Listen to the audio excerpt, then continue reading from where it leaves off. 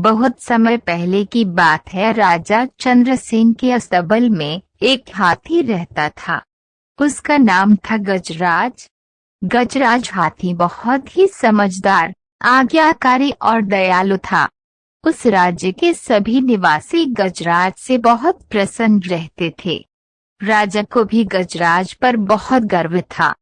कुछ समय बाद गजराज के अस्तबल से बाहर चोरों ने अपनी झोपड़ी बना ली। चोर दिन भर लूटपाट और मारपीट करते थे। रात को अपने अड्डे पर आकर अपनी बहादुरी का बखान करते थे। चोर अक्सर अगले दिन की योजना भी बनाते थे, किसे और कैसे लूटना है। उनकी बातें सुनकर लगता था कि वो सभी चोर बहुत खतरनाक थे। गजराज हाथी उन चोरों की बात सुनता रहता था। कुछ दिन बाद गजराज पर चोरों की बातों का असर होने लगा। को लगने लगा कि दूसरों पर अत्याचार करना ही असली वीरता है। इसलिए गजराज ने फैसला लिया कि अब वो भी चोरों की तरह अत्याचार करेगा। सबसे पहले गजराज ने अपने महावत पर वार किया। महावत को पटक पटक कर मार डाला। इतने अच्छे हाथी की ऐसी हरकत देखकर सारे लोग परेशान हो गए। गजराज किसी के काबू में नहीं आ रहा था। राजा भी गजराज का ये रूप देखकर चिंतित हो रहे थे। फिर राजा ने गजराज के लिए नए महावत को बुलाया। उस महावत को भी गजराज ने मार गिराया। इस तरह बिगड़ल हाथी ने 4 महावत कुचल दिए। गजराज के इस व्यवहार के पीछे क्या कारण था, यह किसी को समझ नहीं आ रहा था। जब राजा को कोई रास्ता नहीं सूझा तो उसने एक बुद्धिमान वैद्य को गजराज के इलाज के लिए नियुक्त किया।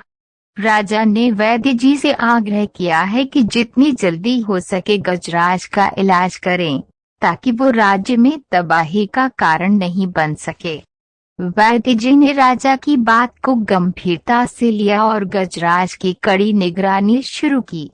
जल्द ही वैद्य जी को पता चल गया, गजराज में ये परिवर्तन चोरों के कारण हुआ है।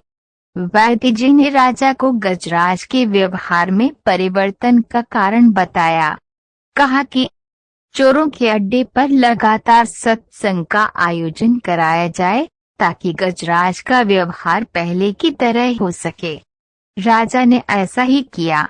अब अस्तबल से बाहर रोज सत्संग का आयोजन होने लगा। धीरे धीरे गजराज की दिमागी हालत सुधरने लगी। कुछ ही दिनों में महिला मुख्य हाथी पहले जैसा उदार और दयालु बन गया। अपने पसंदीदा हाथी के ठीक हो जाने पर राजा चंद्रसेन बहुत प्रसन्न हुए। चंद्रसेन ने वैद्य जी की प्रशंसा की, अपनी सभा में की और उन्हें बहुत से उपहार भी प्रदान किए।